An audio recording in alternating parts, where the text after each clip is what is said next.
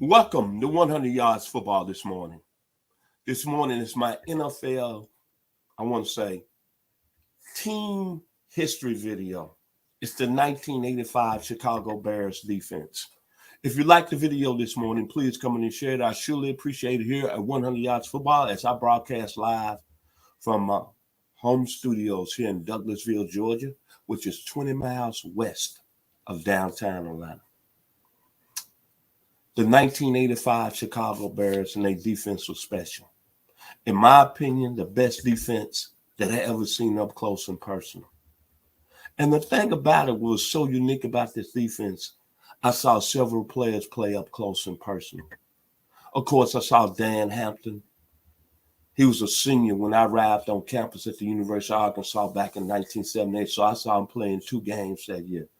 I saw the great Mike Singletary, because Mike Singletary was playing at Baylor, and Arkansas and Baylor was in the same football conference, which was the Southwest Conference, along with Steve Mcmichael that played defensive tackle, who's with the Texas Longhorns.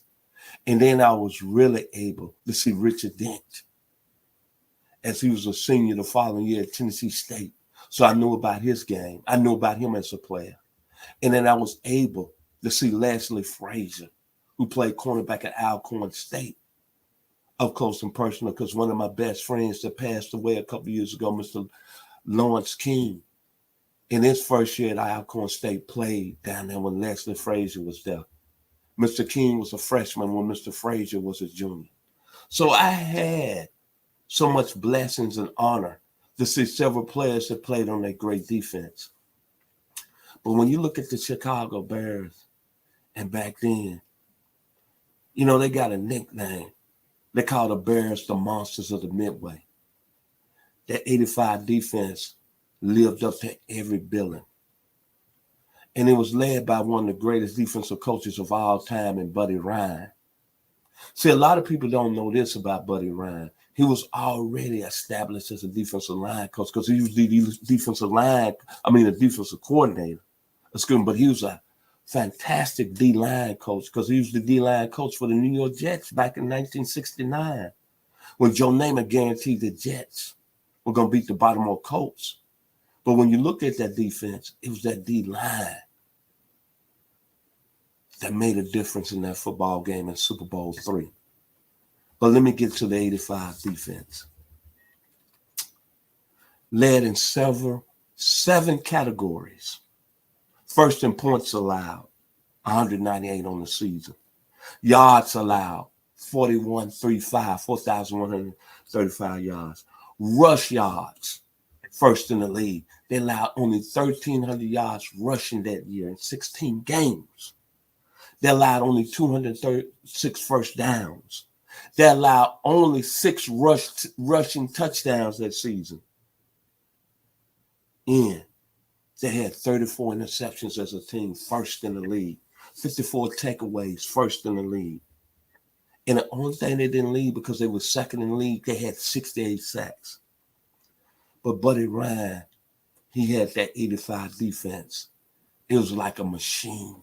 He was a technician. And when I know the Bears was going to have something special, I go back to November the 17th, 1985, that season. And they went into Dallas on national television and beat that Cowboys team 44-0. And they were dominant from head to toe, from start to finish.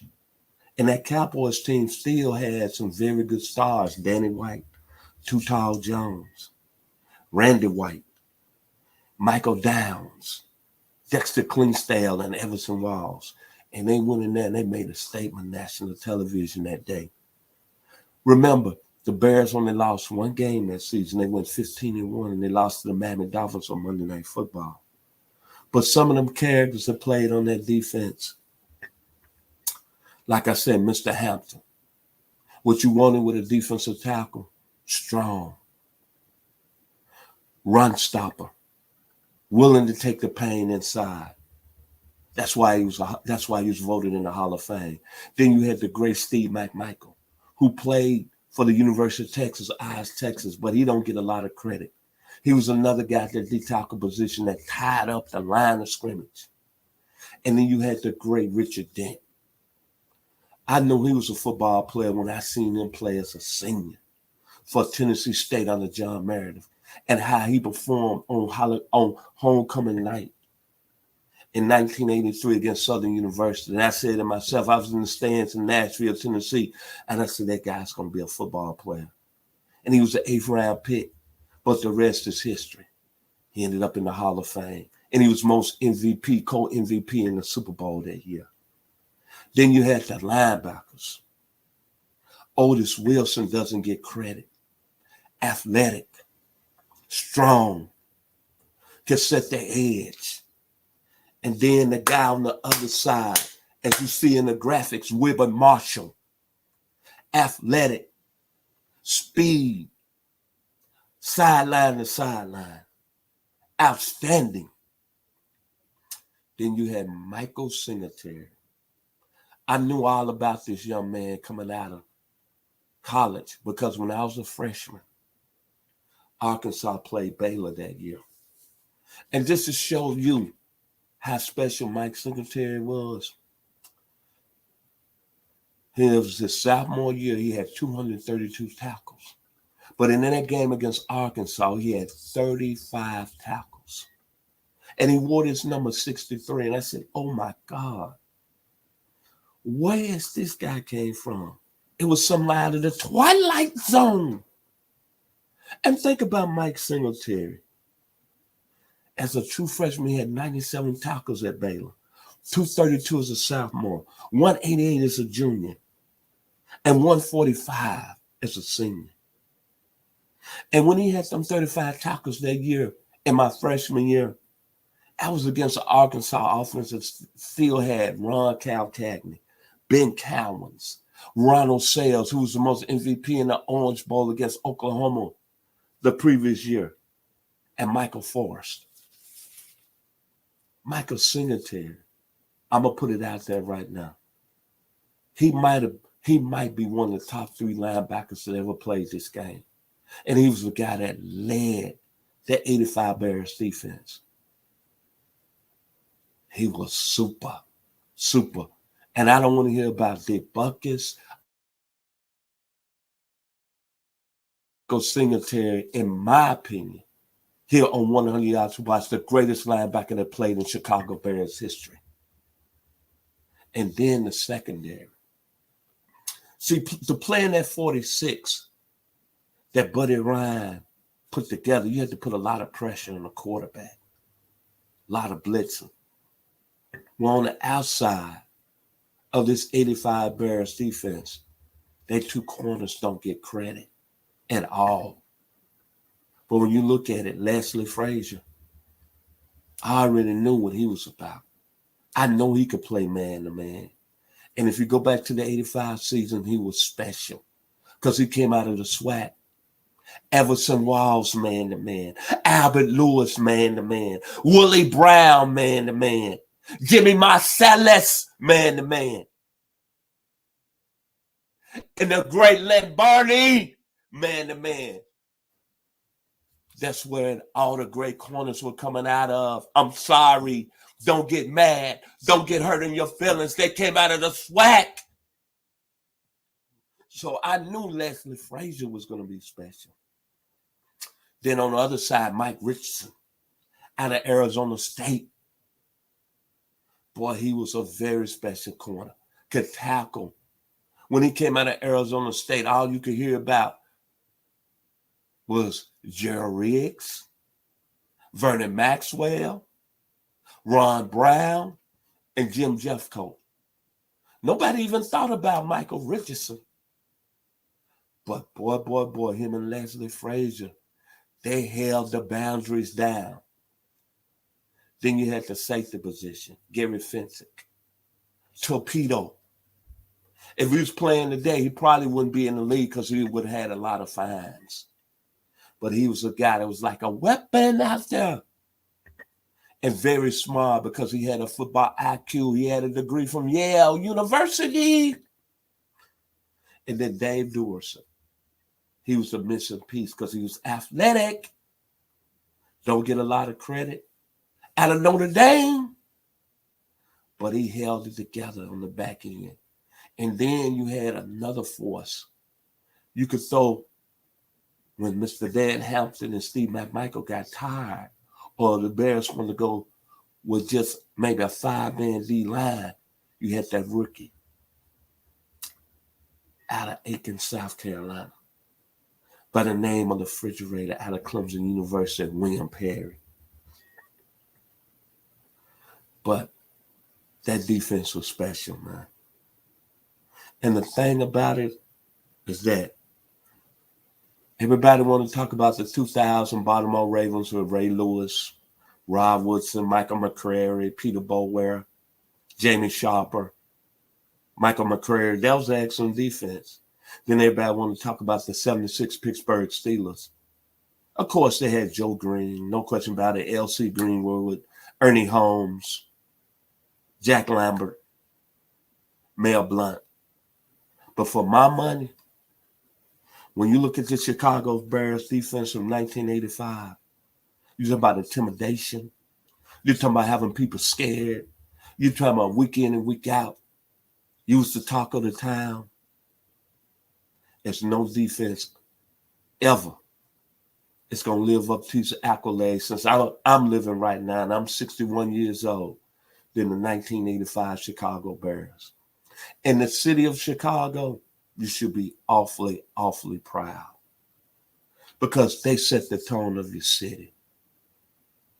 They showed what Chicago was about. Mean, tough, nasty, taking anything I want at any time. And just to tell you how special, and I'm going to leave it with this, Eric Dickerson out of Sealy, Texas, was in his second year with the Rams. He had came out previously because the Rams were in the playoffs that year. And he had came out previously putting up 248 yards on the Cowboys in the first round. Following week against Chicago. NFC Championship game. You can look at the game film. You can go on YouTube. That first series, they gave the ball to ED, Eric Dickerson, 3 times. First carry, no yards. Gary Vincent met him up in the hole. Second carry, he gained 5 yards. Mike Richardson came up with a really seriously tackle going low on him. That third down, 3rd and 5, he went in the middle. Steve Mcmichael, Dan Hampton, along with Mr. Cenatar. They met Mr. Dickerson in the hole. And from that standpoint, it looked like he didn't want no more of that. Get me off the field. Let me take my pants off. Because it's like a car wreck out here on this football field. They are hitting me. I don't want no more of it. And think about how dominant that 85 Bears defense. To sum it all up, they're the only team in NFL history that have 2 shutouts in playoff football.